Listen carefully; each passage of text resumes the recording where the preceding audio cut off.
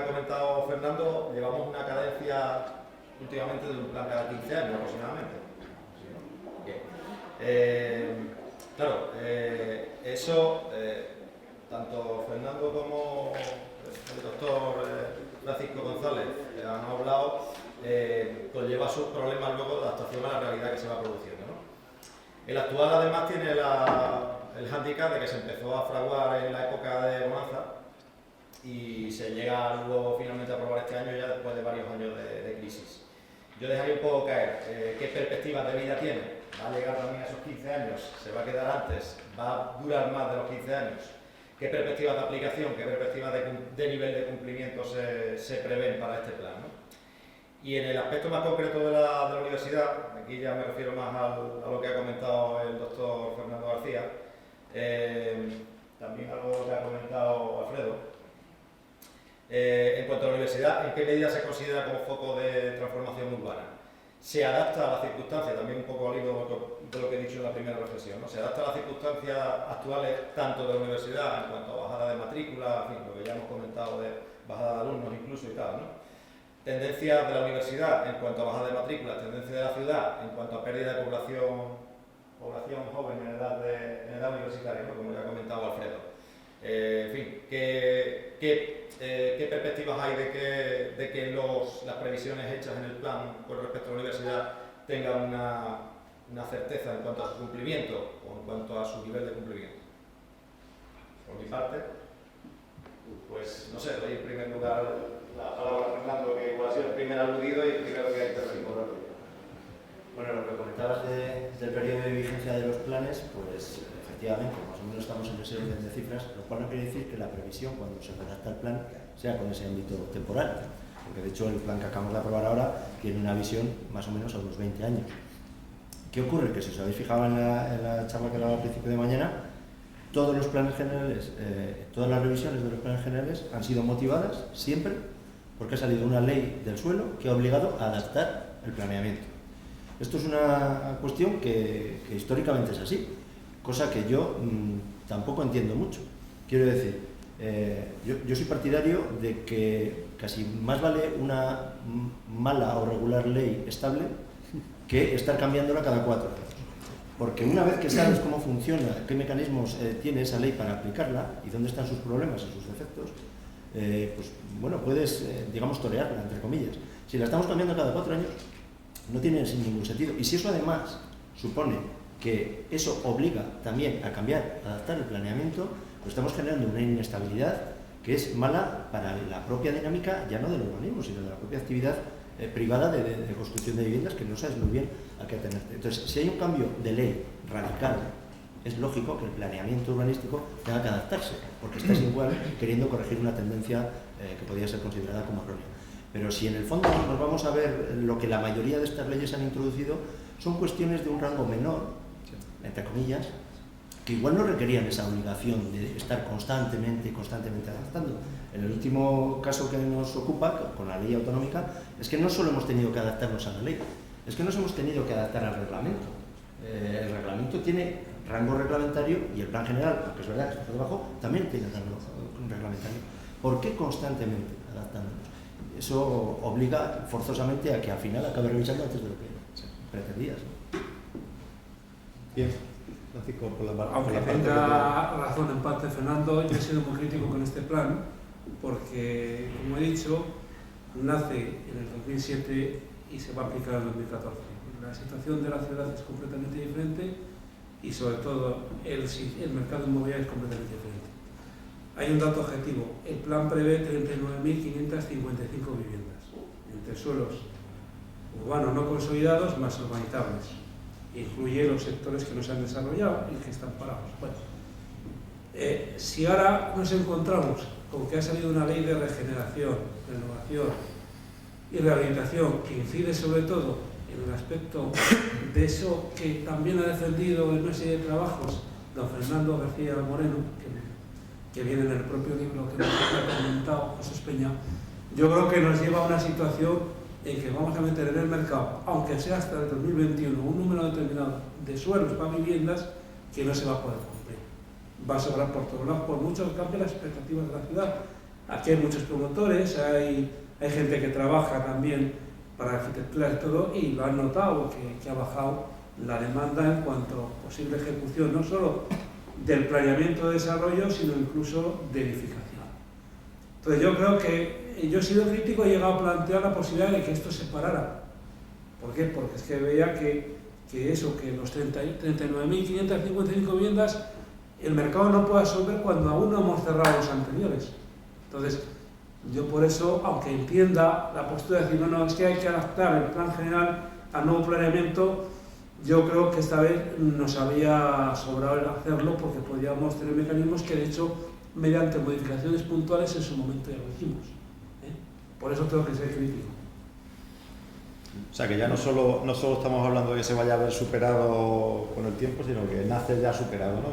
Por las circunstancias, ¿no? Sí, porque como hemos dicho, son 6 años y lo que pensábamos en el 2007, hoy no lo podemos pensar en el 2014. Estoy de acuerdo. Y encima con una ley del 2013 que cambia el concepto, y con un concepto que también ha cambiado la administración, que es la ayuda y el apoyo a la rehabilitación y regeneración. Las únicas ayudas que se van a dar, porque en vivienda de protección oficial el plan se paró, no se ha vuelto a sacar ninguna disposición. Castilla y León no ha sacado nada, el único que he visto ha sido el estatal en cuanto a rehabilitación. Entonces, yo creo que ya hasta nuestros propios políticos y nuestras propias administraciones nos están reconduciendo hacia eso y estamos dejando a un lado lo otro. Bueno, sí, vamos a ver. Puedo coincidir parcialmente con la reflexión que hace Paco. Pasa que, fíjate, este plan, y ha sido, yo creo que, no sé si habrá habido alguno que se haya aprobado con mayor celeridad, tampoco se puede llamar 6 años y pico, pero creo que este que se ha tardado en hacer 6 años, que ha sido de los más diligentes, a pesar de todos sus esfuerzos en exposiciones públicas, en participación. Claro, cuando entras en un nuevo plan general de ordenación urbana, sabes que te enfrentas a un escenario, y claro, es verdad que los ciclos económicos pueden cambiar prácticamente de un año para otro, en 2 años pueden haber cambiado completamente. Claro, cuando entras en una dinámica de esta naturaleza, si cada vez que te enfrentaras a eso y hay o un cambio de ciclo económico, o un cambio de ley, o un cambio de reglamento, o un cambio de cualquier otra normativa, decidimos pararlo, nunca podríamos avanzar en esta materia. Y yo creo que el plan también incluye, sobre las previsiones de vivienda, bien, es posible que no podamos llegar a colmatarlas, pero este plan también da solución a muchos problemas que teníamos anclados, y había que desatascarlos, porque si no los desatascamos, habrían seguido así in illo tempore. Entonces, yo creo que es bueno que sepamos que se ha hecho así, que se han contemplado, yo creo que muchas cuestiones que, como decía en mi intervención, van a ser buenas para el futuro desarrollo de la ciudad. No me he puesto a hablar de las cuestiones relacionadas con los catálogos también, que yo creo que es un trabajo fantástico para el futuro de nuestra ciudad. Es decir, el plan tiene muchas cosas positivas. Es verdad que nace en un momento, pues sí, que no tiene nada que ver con el actual, pero si decidimos parar una iniciativa de esta naturaleza cada vez que nos encontramos con una dificultad, la verdad es que nunca aprobaríamos ningún plan nuevo. Bueno, yo quería decir que comparto total y absolutamente, incluso soy más radical de lo que apuntaba mi tocayo Fernando, ¿no? Yo creo que en el ámbito urbanístico, y hay que ser muy claro, yo soy muy claro, soy muy estudioso del ámbito urbanístico, el ámbito urbanístico en España es una locura. Hay que decirlo así, es fuerte decirlo, pero es una locura. No solo el ámbito urbanístico, por desgracia, sino me atrevería a decir más ámbitos administrativos, ¿no? Más sectores de nuestro ordenamiento jurídico. Hay un fenómeno en España desde hace 20 años cada vez más acusado, que es el tema de la desmotorización legislativa, ¿no? Tenemos unos legisladores que están locos por legislar, por sacar leyes. Viene un gobierno y quiere dejar su impronta, viene el siguiente gobierno y quiere dejar su impronta, y así sucesivamente, y esto en el ámbito urbanístico se refleja en que aproximadamente cada 4 o 5 años, que viene a coincidir con una legislatura, según se van unos, vienen otros, terminan haciendo o modificaciones totalmente sustanciales a las leyes urbanísticas que existen, o directamente una nueva ley urbanística, con el perjuicio que esto ocasiona, evidentemente, a los planes. Que los planes generales de acción urbana no dejan de ser un reglamento y por tanto están vinculados por la ley. Las leyes estatales terminan contaminando y modificando, como no puede ser de otra forma, las leyes autonómicas, y las leyes autonómicas y la ley estatal terminan haciendo que los planes generales de acción urbana sufran cambios sustanciales. Esto al final lo que termina generando, y creo que es un hecho evidente, es una inseguridad jurídica manifiesta, ¿no? con disposiciones transitorias, con adicionales, con partes desgajadas de normativa anterior que no existe, que se tengan que generar textos refundidos. En definitiva, creo que esto es un desastre manifiesto muy criticado, muy dicho, muy sabido por los legisladores, pero que parece que lejos de ir a menos cada vez va más, ¿no? Ahora, por ejemplo, cuando todos estamos hechos a determinada normativa, esto me imagino que lo sabréis, pero si no, de aquí a 4 o 5 meses la ley 30/92 va a cambiar entera. Y esto es así, y dices, bueno, pero si funciona. Yo pongo siempre un ejemplo en clase, ¿no? Qué maravilla la ley de explotación forzosa. La ley de explotación forzosa, que es del 54. Esto es una gozada. ¿Por qué? Porque te da tiempo a aquellas realmente especialistas en la materia. Al final te das cuenta que en el ámbito urbanístico es que especialistas a nivel nacional ya no existen, porque cada comunidad autónoma va por su lado, y que incluso dentro de una propia comunidad autónoma llegue un momento que te entra la desesperanza, el desánimo y la apatía, ¿no? Y dices, bueno, yo es que ya paso de seguir aquí este ritmo, porque es un ritmo desenfrenado. Eso evidentemente genera mucha inseguridad. Si a todo eso unimos circunstancias cambiantes, leyes que son pericíclicas, que se dictan en un momento de bonanza para entrar en un momento de franca decadencia, o planes que se dictan en un momento de cierta bonanza para entrar en un periodo de crisis, pues esto hace evidentemente, te contesto Lorenzo, que las expectativas que pueda generar ese plan en un sentido y en otro, pues evidentemente, si ya yendo todo normal, las expectativas son expectativas y las previsiones de futuro no dejan de ser previsiones de futuro, pues si cambia todo, pues evidentemente eso altera muchísimo más las previsiones que pueda contener el plan. Entonces, por lo que se refiere a la universidad más concretamente, decirte que el perjuicio que pueda ocasionar estas previsiones a la universidad como tal universidad en ningún caso van a ser negativas, van a ser perjudiciales. En su caso nos sobrará suelo para expandirnos, pero perjudicarnos en ningún caso nos perjudicará. Yo prefiero como universidad que tenga un exceso de suelo para poder expandir mi universidad, para poder tener un déficit de suelo y en el caso de que me tenga que expandir, estar instando modificaciones por cierto complicadas, etcétera, etcétera. Es una reflexión que quería hacer sobre el particular y sobre todo una manifestación a modo de denuncia en el ámbito urbanístico de que realmente es absolutamente... Y luego, ya termino, leyes que se aprueban, algunas leyes con las cuales, por ejemplo, esta ley que ha señalado mi querido compañero y amigo Paco, que es la ley 8/2013 de 26 de junio de rehabilitación, regeneración y renovación urbanas, que por cierto, no lo sé, pero yo creo que habría que decir urbana, no urbanas, en fin, yo no sé si han ido al diccionario de la Academia de la Lengua, el legislador. Bien, que también hay faltas en el BOE, eso también es otra. Bien, pero a lo que vamos. Esta ley 8/2013 de 26 de junio de rehabilitación, regeneración y renovación urbanas, luego es que además se sacan leyes también, que es que el objetivo que persigue esta ley, en realidad, si la ha leído alguien bien, no es rehabilitar, ni regenerar, ni renovar. Es que lo que trata es de reconvertir el paro que existe en el sector de la construcción, tratar de dirigirle hacia la renovación, la reforma interior de las ciudades, a ver si desciende la lista del paro. Es que al final detrás de eso, en el fondo último, lo que hay y lo que late es eso. Luego además se saca esta ley cuando es prácticamente de imposible cumplimiento porque esta ley, el suelo urbanizable se autofinancia el solo, pero el suelo urbano no se autofinancia y requiere de ayudas públicas, subvenciones públicas, en un momento en que no hay para dar ayudas públicas y subvenciones públicas. Pero por otro lado, esta ley te cambia de cabo a rabo el texto refundido de la ley del suelo del año 2008 y mete una serie de obligaciones que teóricamente hay que cumplir, pero que no es el momento de cumplirlas. Así mal podemos ir. Es una visión muy interesante, sobre todo teniendo en cuenta que es una ley en la que se está incidiendo mucho a nivel de los titulados de esta escuela politécnica. ¿Vale? Digamos que están ahí puestas grandes esperanzas, ¿no? Precisamente de eso, ¿no? De buscar nichos de empleo y demás, a gente que está saliendo de aquí. Yo decir ahí que la esperanza es lo último que se pierde, eso está bien, tener esperanza, la esperanza es lo último que se pierde, pero yo desde la práctica, es más, esta ley se podría aplicar, pero se podría aplicar en otro contexto socioeconómico, ¿me explico? Es decir, el suelo urbano requiere de inversión pública necesariamente, porque es un suelo que no se autofinancia. Si hay dinero en las administraciones públicas, si las administraciones públicas tienen el compromiso real, firme, de que se rehabilite, de que se lleve a cabo la reforma interior de las poblaciones, se puede hacer, pero requiere condición sine qua non, ayudas públicas, subvenciones públicas, decisión pública. Si las administraciones públicas no tienen, es que esto se cae por sí mismo, ¿no? Luego además, no sé si os da cuenta de otra cosa con el tema de la rehabilitación, regeneración y renovación urbana.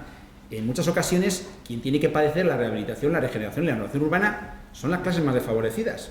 Zonas marginales de la ciudad en donde está una señora de 90 años y su marido de 94, achacosos, fastidiados, con una pensión de 400 euros y le vas a decir que le van a hacer una calle nueva que no cumple el ornato a la fachada y que le van a tirar esa noticia ya deja de haber señora de 90 años y señor de 90 pues les matas del disgusto, o paraos, o quiero decir que esto lo que hace es que muchas veces tengamos normativa que directamente, si se analiza bien, pues es que es directamente inoperativa, inaplicable, máxime cambiando el contexto, pero que no solamente tiene este efecto negativo o perverso, sino que es que además dificulta mucho el devenir normal del ámbito urbanístico, porque la administración está obligada a hacer cumplir la ley. Luego la administración teóricamente tiene que hacer cumplir esos principios que establece esta ley, y si no les hace cumplir, en principio estaría prevaricando, actuando mal a sabiendas. Al final la administración está en una tesitura rara, produce que los particulares estén en una tesitura rara. Esto en nada, desde luego, colabora, a mi modo de ver, ni contribuye a una ciudad tranquila, a una ciudad apacible, a la colectividad, y en gran medida quien tiene la culpa de esto, pues evidentemente es el legislador. Yo añadiría una cosa más. Hemos hablado, lo hemos dicho varias veces, que este plan general se ha tardado 6 años en tramitar, los anteriores parecido. Es que lo triste es que prácticamente es imposible hacerlo en menos tiempo. ¿Y por qué? Porque a costa de querer ser absolutamente garantistas, estás introduciendo tantos condicionantes, tantos trámites intermedios que te están llevando a procesos absolutamente dilatados que generan como consecuencia la cuestión de la que se ha hablado, que empiezas en un periodo y acabas en otro. Entonces, no es posible que todas las leyes acaben con lo mismo, porque si vamos a la exposición de motivos de todas, se habla de mayor coordinación administrativa, simplificación de los trámites administrativos, no sé qué, no sé cuántos, pero al final te han incorporado un trámite nuevo. Ahora hay que remitir para informe, no sé qué. ¿Sabes? Que antes no había que. Entonces, todo esto se dilata mucho y complica todavía más. Pero luego los cambios que vienen. Una cosa es, hilando con la conferencia que yo creo que el problema fundamental del urbanismo es que se hace siempre para arreglar problemas o con tendencias anteriores. Es decir, el plan general se ha hecho con la tendencia de la bonanza económica y de la bonanza de eso. Y se ha hecho para crear suelo porque había tensiones urbanísticas en ese momento. No se ha planteado, yo creo que es la visión fundamental de los políticos, plantearse cuál es el futuro de sociedad que queremos. Y eso venía un poco enlazado con la conferencia. En base a ese futuro de sociedad que queremos, es en base a cómo queremos hacer el plan general. Si no sabemos la sociedad que queremos, si es que sacamos suelo porque alguien nos lo ha pedido. Nada más. Y es que ese es el problema del plan general. Y ahora, por ejemplo, hablando de rehabilitación, yo vuelvo a insistir, la rehabilitación es más cara que el realojamiento. Es bastante más caro y además lo pagan y además no se regenera la ciudad. Hay que ir a realojar. Y luego a la ley del suelo, vuelvo a insistir otra vez, hay que cambiarlo. Hay que cambiarlo, no se puede tener los mismos parámetros para Madrid que para Burgos. No se puede. Es imposible, son ciudades diferentes, completamente diferentes. Hay que cambiar la ley del suelo. Y los parámetros tienen que ser diferentes en Burgos que en Madrid. No sé, en Burgos 70 viviendas hectáreas es una mierda. Pero no son, ¿es que? son diferentes. No, son diferentes, son prácticamente La los mismos. normativa que rige en Burgos es la autonómica, esa no rige en Madrid. Son prácticamente, digamos, los parámetros urbanísticos son prácticamente los mismos en Madrid que en Burgos. Y tenían que ser absolutamente diferentes porque no tienen nada que ver. Vamos, ni el tipo de vivienda ni nada. Si es que estamos hablando, ya lo he dicho en la conferencia, si es que en Burgos estamos hablando de menos de 2 habitantes por vivienda. Y vamos a 1 habitante por vivienda. Si es que estamos en densidades por habitante, estamos en densidades de 150 habitantes por hectárea. Si es que eso no puede generar ciudad. Eso es un auténtico desastre urbanístico, no me gusta. Yo quería, es que como se ha aludido... Yo quería comentar algo del plan. No, sí, nada, comentar simplemente, vamos a ver, da la sensación de tu intervención que parece que el plan solamente se ha hecho para resolver esas tensiones urbanísticas, que las había, las hubo, ahora ya no, evidentemente, por precipitación de muchos de los agentes que podían estar involucrados en esas tensiones, pero yo disiento bastante de que ese fuera el objetivo que desde el punto de vista político se tuviera para hacer el nuevo plan. De hecho, se ha puesto aquí de manifiesto, hay una cuestión importante que es la adaptación a la normativa obligatoria. Con este plan se resuelven muchas cuestiones que quedaban pendientes del plan del año 99 y este va a permitir desatascar muchas de esas cuestiones que hacía que no pudiéramos avanzar en determinadas zonas de la ciudad. Y luego hay un condicionante que también he podido hablar de él, que es la flexibilidad también respecto a cuestiones desde el sector productivo, pero también lo que habla de dotaciones sociales, esos equipamientos de contingencia, bueno, es decir, para que planteemos una ciudad de futuro que no esté tampoco especialmente encasillada y que si cambian las cosas ahora tenemos que modificar, ¿no? Nos hemos dado un instrumento flexible también en aplicación que yo creo lo que permite es que podamos ver esa ciudad de futuro también con un horizonte yo creo más esperanzador. Ángel, yo perdóname, pero no he dicho que los políticos hayan pensado en solucionar. A los políticos les respeto en general mucho. Lo que digo es que los políticos a veces, no siempre, pero a veces, el planteamiento que se hace es de solucionar problemas de todo tipo. Y no se piensa un poco en cuál quiere ser esa sociedad. ¿Cómo que? O sea, ahora mismo grupos tenemos un problema de demografía importantísimo. Y es que no nos hemos planteado que queremos, se nos están marchando los jóvenes, pero no se marchan ahora. Los jóvenes titulares de esta universidad se están marchando desde el 2004, se están marchando. Mis hijos, yo tengo hijos, se han marchado todos. Es decir, los chavales de menos de 30 años, de 30 años se están marchando. O bien a Madrid, o bien a Barcelona, o bien a Bilbao, o bien a Extremadura. Eso tenemos que evitar. Y eso es lo más importante que el plan general ahora mismo se debería, aparte de solucionar todos esos problemas que me parece maravilloso que se solucionen, pero aparte de solucionar todos esos problemas, me parece que es el reto más importante del plan general. Francisco. Si no, yo quería aclarar un poco lo de los 6 años. Vamos a ver, y la participación ciudadana que ha habido. El plan nace mal, porque, no, perdona que sea tan crítico, pero Opinas, aquí hay mucha gente, opino que eso, empieza sí. mal, aquí hay mucha gente que ha hecho sugerencias y alegaciones al plan, y aquí no quiero herir a los arquitectos, por favor, pero lo cierto es que cuando empieza el primer avance, yo creo que el equipo redactor desconocía la ciudad. Solo la interpretación de ordenanzas, bueno, don Pedro conoce un caso de una ordenanza que la edificación se cambia completamente. O sea, hacía inviable cuando era un plan que ya estaba ejecutándose. Y creó problemas donde no les sabía. Y eso obligó a muchas intervenciones. Y no quiero decir porque Fernando tiene que ser políticamente correcto, pero si no es por él y por el equipo que hay en el ayuntamiento, este plan no sale. Sí, así es. No sale porque evidentemente era tal cúmulo de errores y rectificaciones que había que introducir que fue necesaria intervención de gente que conocía la ciudad. Sí. Vamos a ser sinceros. Y luego, para mí ha sido el dato más objetivo, es decir, ha sido necesario 2 avances y 2 informaciones públicas, yo creo que por eso. Que el equipo redactor cuando se adjudica le faltaba la textura de la ciudad y no lo conocía. Entonces, yo pero sinceramente... no hace falta que seas políticamente correcto. O sea, yo la verdad es que entré con responsabilidades del área de fomento en el año 2011, cuando ya se había avanzado bastante esta cuestión. Y nada, quiero decir, una vez que ha transcurrido el plazo, tampoco hay inconveniente en asegurar que estuvimos a punto, cuando llevábamos ya 5 años de trabajo, de rescindir el contrato. O sea, es verdad, ha habido muchas dificultades, pero por algunas, por lo que está diciendo... Y se acabó gracias al servicio.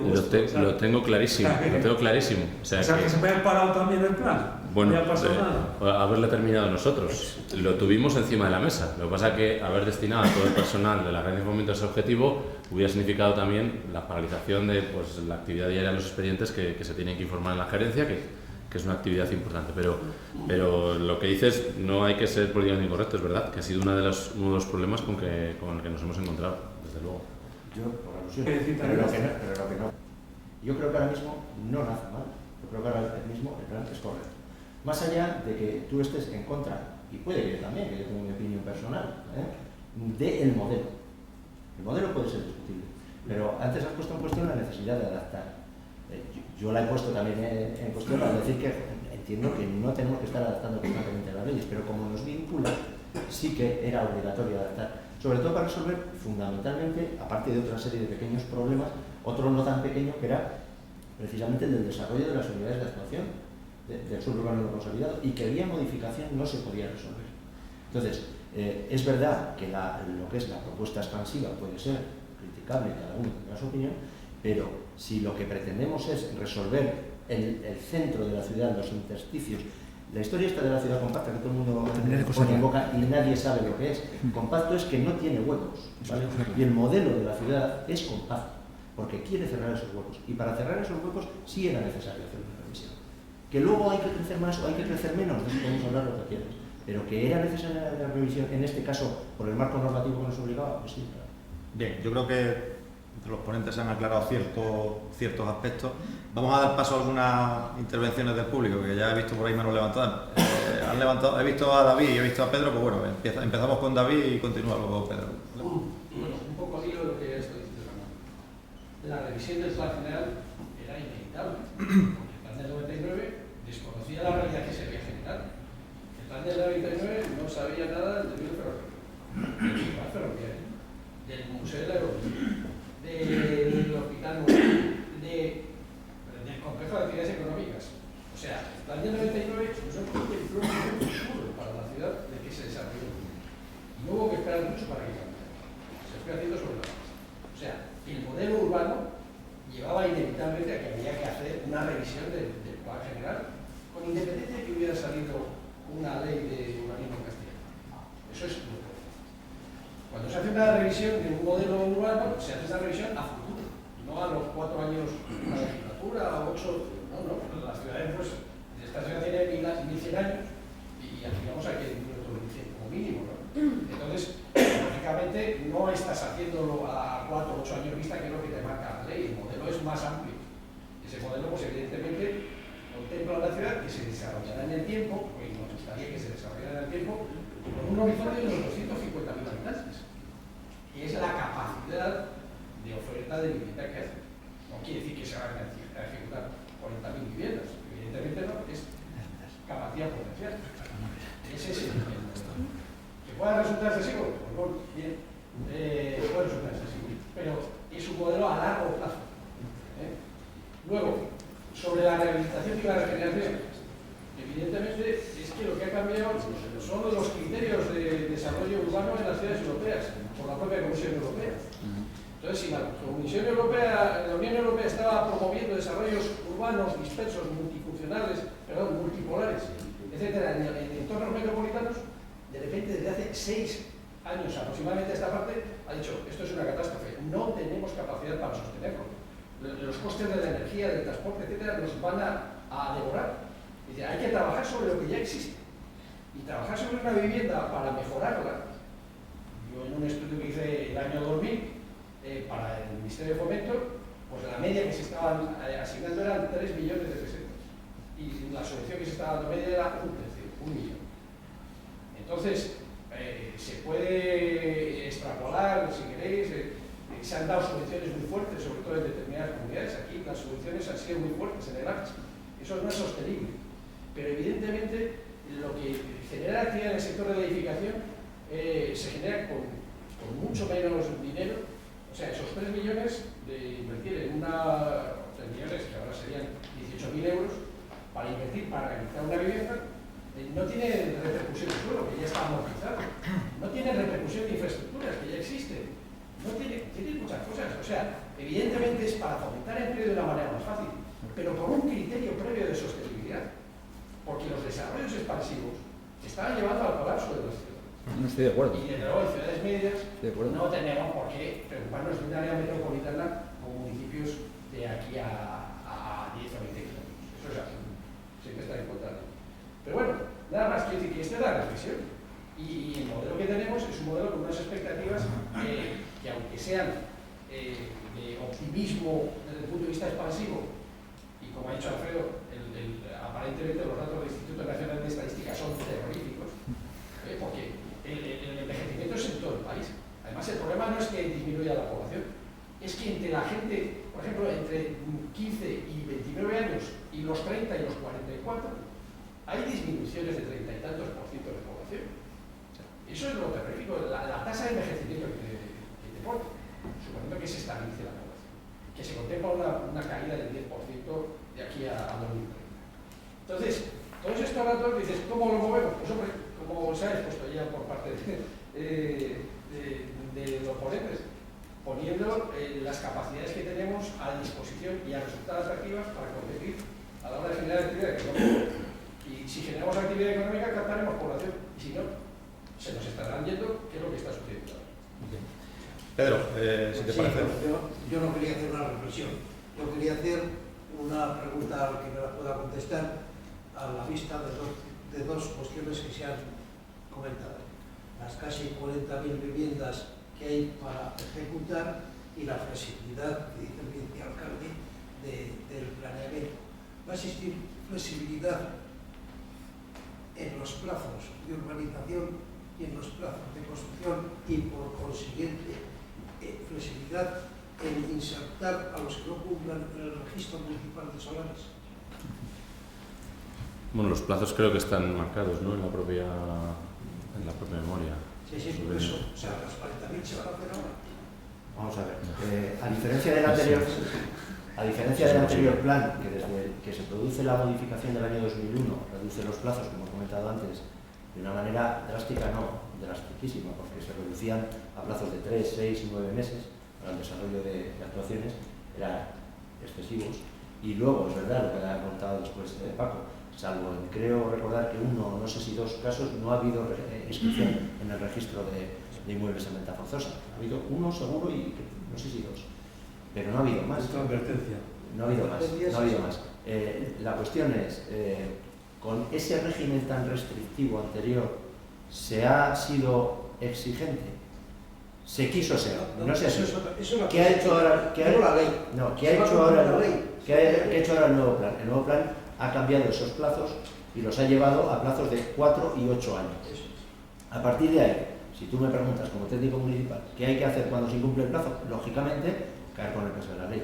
¿Qué se está haciendo en la práctica? No se está haciendo. ¿Por qué? Pues porque de todos es conocida la situación económica que hay y parece que no tiene tampoco mucho sentido entrar. En la época buena tampoco se hacía. Tampoco se hacía, pero bueno, yo te estoy contestando. Y preguntas aquí. Sí. José Manuel, y detrás de José Manuel, Yo quiero dos preguntas nada más. Una, no me puedo escapar, es que nos marchemos de esta sala con lo que comentaba Fernando, que has tenido muchos comentarios de este último tan crítico respecto a la regeneración, la ley está en tantos nombres y semánticamente mal. Pero evidentemente desde una escuela como damos aquí, en las duraciones que impartimos, fundamentalmente que estamos apuntando para la restauración y la rehabilitación, como hecho de mercado, te ha faltado un dato fundamental y es que efectivamente están subvencionadas. Esta ley está subvencionada. Ahora mismo me parece que sale, pasa mañana sale una ley con 2,5 millones de euros para esta comunidad, ¿no?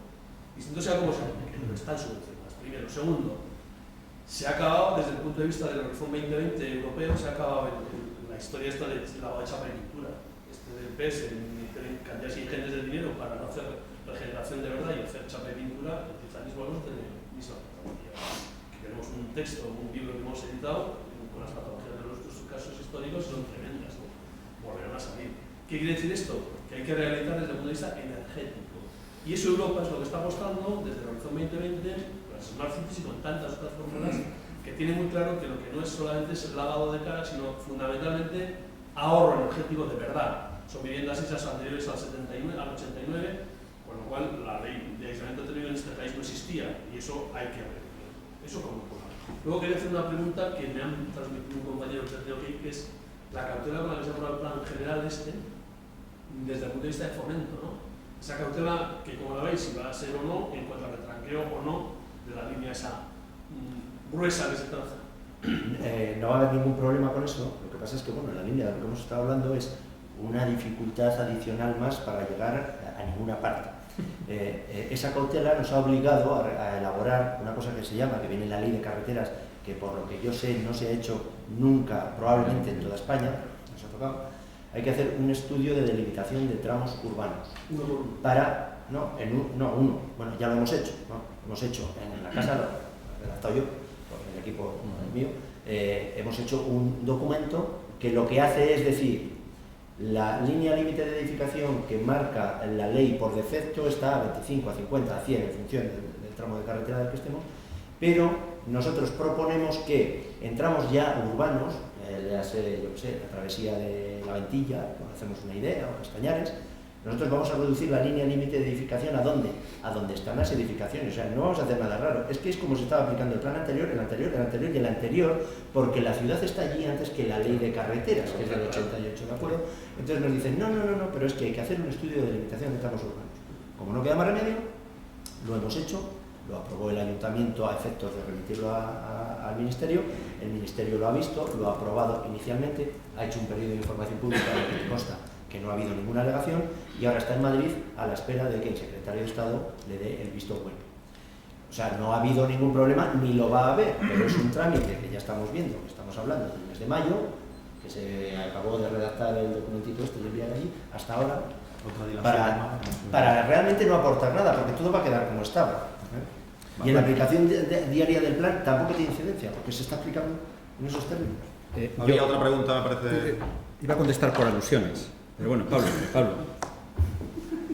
Sí. Sí, yo ya, como estoy haciendo viejo, me apunto las cosas. Y ahora que está tan de actualidad lo de el crecimiento compacto, aquí me he apuntado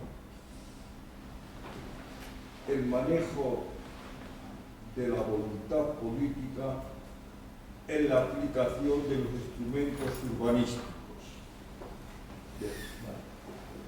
Viene esto a cuento de que este instrumento urbanístico, como es el registro de solares, tenemos de hace 60 años, y que en Vitoria hace 50 años hicimos una ciudad compacta, incluso llegamos a abrir la célebre calle Olaguirre exclusivamente con el reglamento de solares. La meditación, que es lo que hemos hecho en Burgos, después de 60 años, ¿quién ha manejado políticamente esas voluntades para no aplicar el reglamento, ese instrumento tan maravilloso, tan eficaz por lo menos para hacer una ciudad compacta? A ver quién lo sabe. No está clara la respuesta, ¿no? Fernando. Eso es un pase a bote pronto, ¿eh? No sé, ¿qué queréis? Conteste yo. No lo sé. Es como, a ver, eso que está diciendo es absolutamente cierto, pero es como el que tiene un martillo para clavar clavos y los clava a manotazos. Pues ¿por qué? Pues no lo sé, no ha querido utilizar una herramienta que tiene. ¿Por qué? Ni quién. Es que, claro, yo lo que sí que tengo claro, voy a decidir más. Ese tema me gusta mucho que lo haya sacado Sois Pablo. más viejos que yo, coño. ¿Qué? Que sois unos zorros y más viejos que yo. No, yo tengo un tema claro que he visto en la práctica y sobre todo cuanto más pequeño es el municipio más se nota, ¿no? El planeamiento urbanístico gusta mucho a los políticos, a todos, con independencia del color. Hacer planes, vende, ¿no? Está bien, un nuevo plan, está bien. La gestión también está bien porque es la materialización del papel en la realidad. Pero la disciplina es otra historia. La disciplina urbanística es una cuestión peliaguda y máxime, insisto, cuanto más pequeño es el municipio, más. Entonces, la respuesta a tu pregunta yo la tengo clara. ¿Por qué no se ha aplicado, existiendo esa institución, como bien dices tú, desde prácticamente la ley del suelo del año 1956? Pues porque no ha interesado políticamente, porque es una labor ingrata para el ayuntamiento, supone enfrentarse con la población, supone tensiones, supone, yo te diría abiertamente que no da votos, quita, molesta, es incómoda, es que es así. ¿Por qué en los pequeños municipios la disciplina urbanística ya no funciona prácticamente nada? Al alcalde va a sancionar al vecino suyo que encima tiene mala leche y va a estar viviendo en un municipio que son 47 en los próximos 35 años que le queda de vida. Esto cómo se está haciendo en otros sitios que tienen más sentido común, por ejemplo en Galicia están haciendo acuerdos los pequeños ayuntamientos y están creando entidades supramunicipales alejadas de todos ellos que se encargan únicamente de aplicar la disciplina urbanística. La disciplina urbanística, cuanto más externamente se aplique al municipio, mejor, más objetiva y más contundente es. Eso es una cosa lógica. Cuanto más acerques la disciplina urbanística al ciudadano y esa administración más cerca esté del ciudadano, más difícil, más comprometida es. Esa es la explicación. Se mire por donde se mire. Sí, hay otro factor, que es que la administración no ha cumplido nunca con sus, lo digo y lo he vivido, sobre todo en la gestión de entidades urbanísticas colaboradoras. La administración tenía que contribuir con sus gastos, por sus aprovechamientos en bienes patrimoniales, y no tenía dinero para poder responder. Entonces, claro, nos encontrábamos que el resto de propietarios tenían que asumir la parte que el ayuntamiento no podía poner. Entonces, Evidentemente, en periodos de bonanza, pues los propietarios siguen adelante, pero en estos momentos en que no hay nada, te encuentras con que encima que no tengo para mí, ¿cómo voy a poner para la administración? Con un agravante, que si la administración no cumple con sus propias obligaciones, no casa muy bien con un propietario privado que tenga que cumplir con las obligaciones. Entonces, esto es un círculo cerrado. Yo lo he vivido, lo habrás visto tú, llegabas a una junta de compensación y lo pasa a las comunidades de propietarios. ¿Por qué yo voy a tener que pagar si este señor es moroso? ¿No? Pues que la ejecute, pues bueno, vale, y el que cumple, pues se encuentra en la situación de decir, tengo que afrontar lo mío, lo del moroso y lo de la administración. Imposible. Entonces, el ayuntamiento, las administraciones no se han atrevido, salvo ese caso que has contado, porque son los primeros que no pueden hacer frente a la situación. Y entonces, es que la prueba más evidente, muchas peleas que ha habido con este ayuntamiento y con los anteriores, oye, que solo has consignado como gastos de urbanización en tus presupuestos una cuarta parte de lo que realmente tendrías que poner. No, es que no tengo más, pues ir repartiendo entre los sectores y ya iremos acudiendo al pago. Es lo que ha pasado con el S27, él no puede y entonces se para todo porque evidentemente es el mayoritario. Y al hilo también, el mecanismo, David, lo que te quiero comentar es que el ayuntamiento en el 2008 introdujo una modificación muy importante del planeamiento, que metió suelo a punta pala con el foro Primerado. Entonces, yo ya con eso ya creo que no hubiera necesitado, con todo lo que tú me has comentado, pero la revisión se hizo y estábamos revisando el plan general, Ojo, No, bueno, eso está claro. Es decir, el modelo, como es continuista con el anterior, ha respetado todos los sectores previstos para su desarrollo, incorporó los compromisos que había generado el ayuntamiento de cara a la financiación del lugar ferroviario y poco más. Pero entre unas cosas y otras,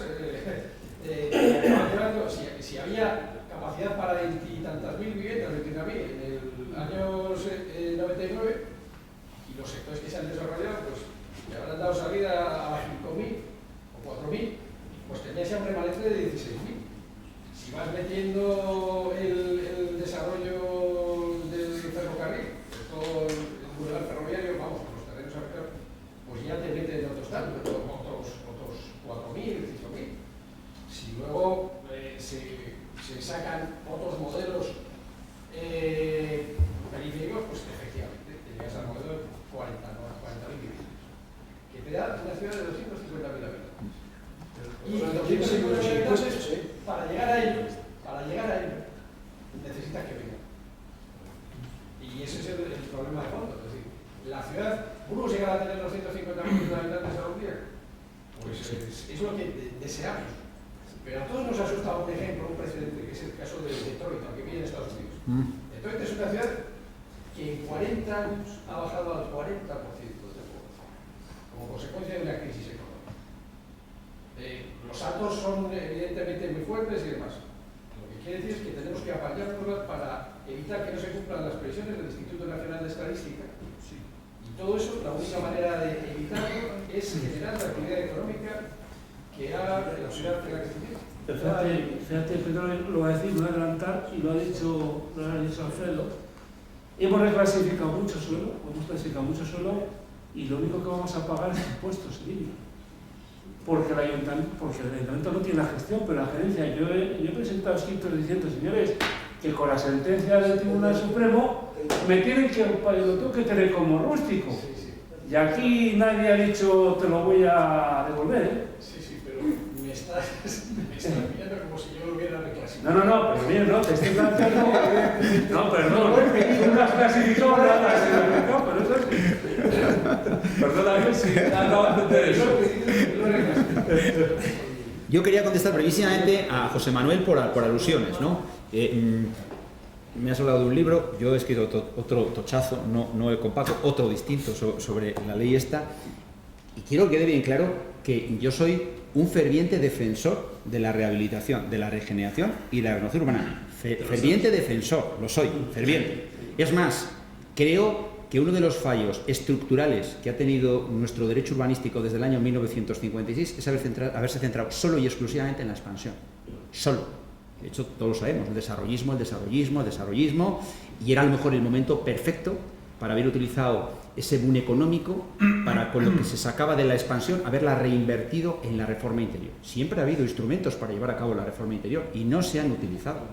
Los famosos planes especiales de reforma interior nacen en el año 1956 y han brillado por su ausencia. Y la aplicación que se ha hecho de los mismos ha sido una aplicación que podríamos decir parcial y superficial. Entonces, yo soy un defensor a ultranza de la rehabilitación, regeneración urbana. De hecho, nos encontramos que en muchas ciudades, hasta hace nada, tenemos los interiores que tenemos porque solo se miraba hacia la ciudad planificada y por hacer. Nunca se miraba la ciudad construida y existente. Entonces, yo soy partidario de esa vuelta. Me da miedo también, digo, ¿por qué? Porque el legislador solo está mirando a la ciudad construida y existente como consecuencia de una crisis. No sé si es como consecuencia de la voluntad y de caer en la cuenta de que realmente eso hacía falta. No sé si me explico. En el sentido de que si cambia la coyuntura, a lo mejor vuelve a su tendencia tradicional de otra vez la expansión. Entonces, eso lo sostengo. Lo que sí que digo es que desde el punto de vista crítico, yo creo que el legislador, esta ley es una ley pericíclica, en el sentido de que debía haberla hecho en la época anterior, en la época de las vacas gordas, lo que saco de aquí lo reinvierto dentro, y no en este momento en que se requiere y se necesita condición sine qua non, subvenciones. Sí que es cierto que hay subvenciones, pero también me reconocerás que esas subvenciones que me dices para llevar a cabo la rehabilitación, regeneración y renovación urbana que requieren prácticamente casi todas las ciudades son insuficientes. Yo lo que digo es que habría que apostar más decididamente por ello, que habría que dotarla de más subvenciones, que requiere unas ayudas importantísimas y que hay que hacerlo, y que me parece además muy bien como salida de futuro para arquitectos, ingenieros de todo tipo. O sea, si yo soy partidario de ello, lo único que digo es que no puedo por menos que ser crítico, porque viendo cómo están nuestras ciudades, viendo que es un suelo que no se autofinancia y viendo la subvención que se dan, pero es que cuantitativamente son insuficientes para lo que se pretende hacer. Lo único que digo y quiero matizar claramente es que el contexto del Horizon 2020 europeo no tiene nada que ver con el caso de España. Es que ahí está un poco... O sea, a partir de ahí, ahora hacemos lo que nos manda. Lo sé. Sí que es cierto, perdona, sí que es cierto también lo que dices tú, tienes razón. Dentro de la rehabilitación cobra muchísima importancia el tema energético. Eso es cierto, eso es vital. El tema de la rehabilitación hay que empezar a sacarlo ya del contexto meramente económico y llevarlo al contexto medioambiental. Porque todo el movimiento global que hay en torno a eso es medioambiental y de eso no nos vamos a poder escapar. El tema económico, como tú dices, es más bien cíclico. Pero el tema medioambiental, eso lleva un camino que como no se enderece, vamos al colapso, ¿no? Entonces, hay que sacarlo del tema económico. Efectivamente, va a requerir subvenciones, va a requerir fondos públicos, a lo mejor ahora no es el momento, pero sí que a lo mejor de cara a la legislación sí que es el momento para que luego cuando la cosa empiece a repuntar haya ya algo, algo legislado en ese sentido, porque si otra vez esperamos a que la cosa repunte, a lo mejor ya tampoco es el momento porque ya los derroteros van por otro sitio y no hay manera de... De hecho, esto de la rehabilitación y otras muchas cosas que se dicen, Agustín, ahora esto viene de la Unión Europea de hace mucho tiempo. Hay una estrategia europea a nivel de las ciudades. Es que nos engañamos, ¿no? Y creemos, es que el gobierno español está cambiando la ley 8/2007, 28 de mayo, señores, que introduce la famosa ciudad compacta. Esa la introduce en mano militar porque se lo ofrecen desde Europa. Y porque desde Europa, como muy bien apuntado, creo que ha sido David, efectivamente ven que es un caos y que es absolutamente imposible de sostener desde el punto de vista económico por el tema del transporte, por el tema de la energía, por el tema de suministros, las ciudades dispersas que se estaban llevando a cabo. Y Europa da un golpe en la mesa y dice, señores, en toda Europa quiero ciudades compactas. De hecho, hay que tener en cuenta que también lo que comentaba Lorenzo en relación con el medio ambiente, el urbanismo desde hace muchos años está absolutamente intervenido por el medio ambiente. De hecho, a las pruebas me remito. A veces en los planes generales de ordenación urbana tiene casi más peso el instrumento medioambiental que el urbanístico, que es una contradicción en sí misma. Y a veces cuesta más superar el trámite medioambiental que el propiamente urbanístico. Bien, perdón. Agustín. Vamos a ver, se nos queda corta la palabra rehabilitación. Porque hay que empezar a cambiar los términos. La rehabilitación ya no sabe, estamos en restauración, rehabilitación la triple R, después le falta la cuarta. Vamos a hablar de regeneración, ¿no? Regenerar, que es lo que hemos heredado de los últimos 50 años, está muy malito, vamos a ponerlo en valor. Sí que hay un nicho de mercado que es ese término tan oportuno, ¿no? Bueno, vamos a ver, no debemos de imaginarnos, a menos desde el punto de vista, la regeneración urbana basada en ayudas. Este mundo se acabó. Las ayudas son muy escasas, cada vez más escasas, cada vez más limitadas. Hay que imaginarse este espacio nuevo, profesional y no solamente desde el punto de vista técnico, desde el punto de vista jurídico, desde lo que es la envolvente de profesional y con todas las connotaciones sociales, políticas, etc.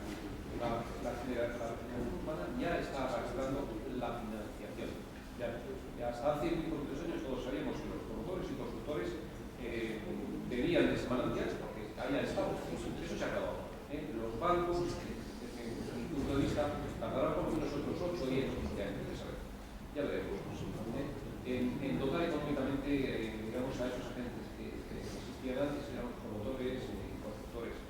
Ya se están dando préstamos a la financiación, o sea, préstamos para financiar directamente rehabilitación.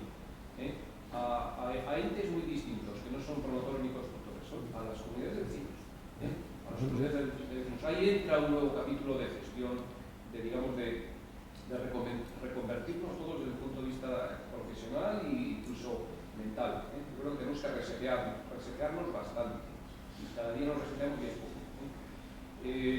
Pasa que la regeneración, tienes razón, Agustín, lo que pasa es que esa regeneración al final termina en los ciudadanos regenerando la ciudad al ayuntamiento.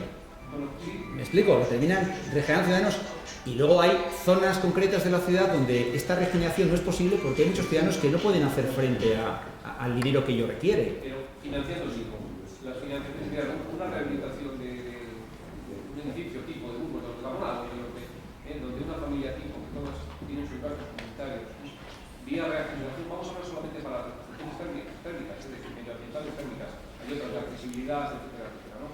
Los perfiles económicos nunca llegan por familia a 5, 6, 7 mil euros, eso porque hay dinero, pues hay que tenerlo, normalmente no lo tenemos.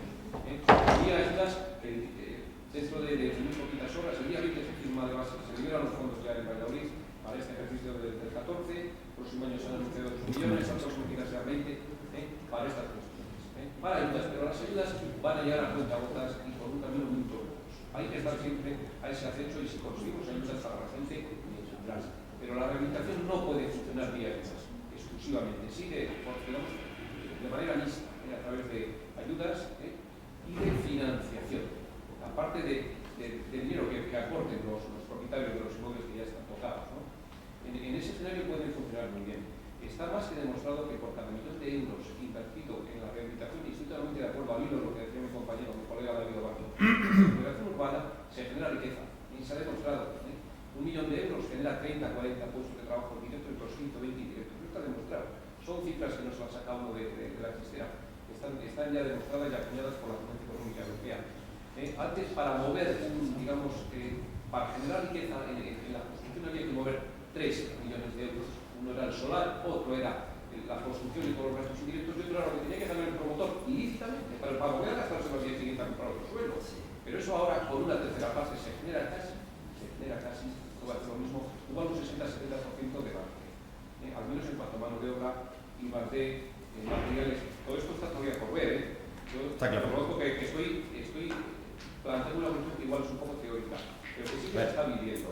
Está claro que la ley lo que hace es abrir la vía, luego ya cómo se recorra esa vía, ahí cada uno de los agentes tiene su propia implicación y su propia responsabilidad.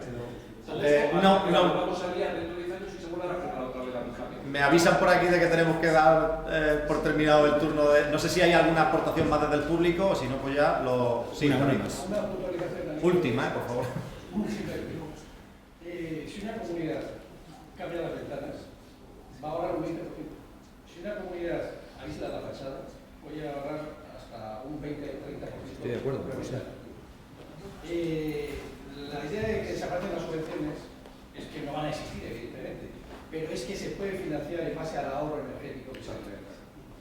Y eso va a requerir un cambio de mentalidad importante, y ser imaginativo. Es la única manera en la que se puede llegar a determinados niveles de eficiencia, ya que no va a haber 54 millones de euros para la Comunidad de Castilla y León el año que viene, dentro de lo que es la política, de los cuales un tercio, 18 millones, se van a ir a alquileres sociales. Quedan 36 millones para repartir en actuaciones diversas. Cuando se llama en el decreto regeneración, lo que interpreta respecto a la rehabilitación es que se interviene en el espacio público. La realidad es que, como la misma normativa reconoce, hay una regeneración cualificada, y cuando hablamos de regeneración estamos interviniendo en aspectos ya sociales, de equilibrio de población, de generación de empleo, de actividad económica. Eso es la verdadera regeneración.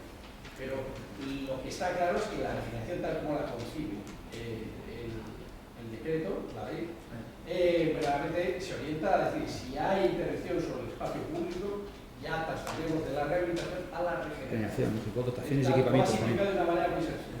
Pero, Francisco, me parece Para matizar una cuestión, que la ley, si os dais cuenta, modifica prácticamente la ley de propiedad horizontal.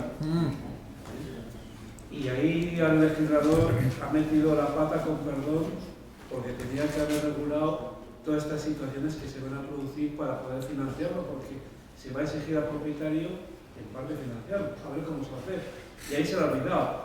Yo creo que quiere decir, bueno, una cuota normal y corriente, pero luego han fijado mayorías, por ejemplo, para la adaptación, lo hemos visto, esta mañana os he comentado, para la adaptación de los ascensores y la eliminación de barreras arquitectónicas. Y ahí el legislador se ha metido en un berenjenal que no lo va a solucionar.